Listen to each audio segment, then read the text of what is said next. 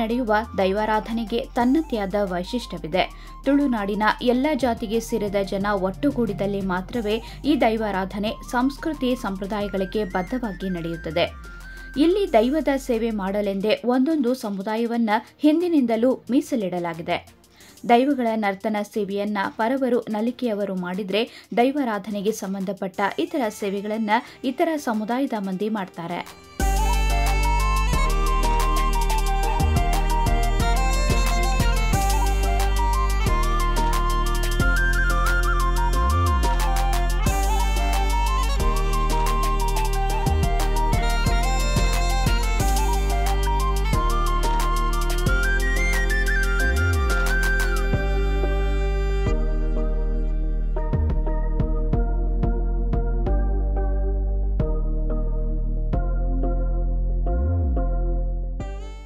ಇಂತಹ ದೈವದ ಸೇವೆಯಲ್ಲಿ ದೈವಕ್ಕೆ ಸಂಬಂಧಪಟ್ಟ ಆಭರಣಗಳ ಶುಚಿತ್ವವು ಒಂದು.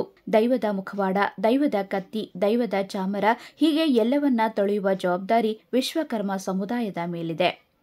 ಒಂದು ದೈವಸ್ಥಾನದಲ್ಲಿ ದೈವದ ನೇಮಕ್ಕೆ ದಿನ ನಿಗದಿ ಮಾಡಿದ ಬಳಿಕ ದೈವಗಳಿಗೆ ನೇಮ ನಡೆಯುವ 1-2 ದಿನದ ಮೊದಲು ದೈವಕ್ಕೆ ಸಂಬಂಧಪಟ್ಟ ಎಲ್ಲ ಆಭರಣಗಳನ್ನ ಸಾಮಗ್ರಿಗಳನ್ನ ಇದೇ ವಿಶ್ವಕರ್ಮ ಸಮುದಾಯ ಶುಚಿಗೊಳಿಸುತ್ತದೆ.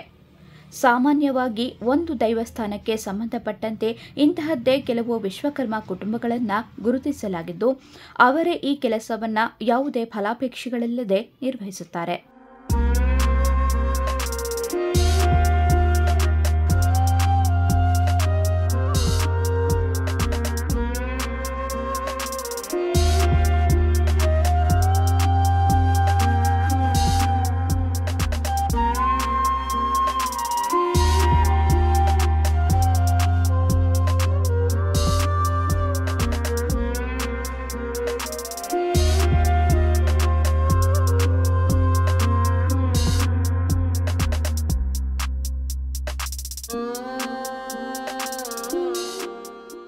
ಅದೇ ರೀತಿ ಕೆಲವು ಮನೆತನದಲ್ಲಿ ನಡೆಯುವಂತಹ ಗ್ರಾಮ ವ್ಯಾಪ್ತಿಯ ದೈವದ ನೇಮೋತ್ಸವಕ್ಕೂ ಇದೇ ರೀತಿಯಲ್ಲಿ ಆ ಗ್ರಾಮಕ್ಕೆ ಸೇರಿದ ವಿಶ್ವಕರ್ಮ ಕುಟುಂಬ ಈ ಕಾರ್ಯವನ್ನ ಮಾಡುತ್ತದೆ.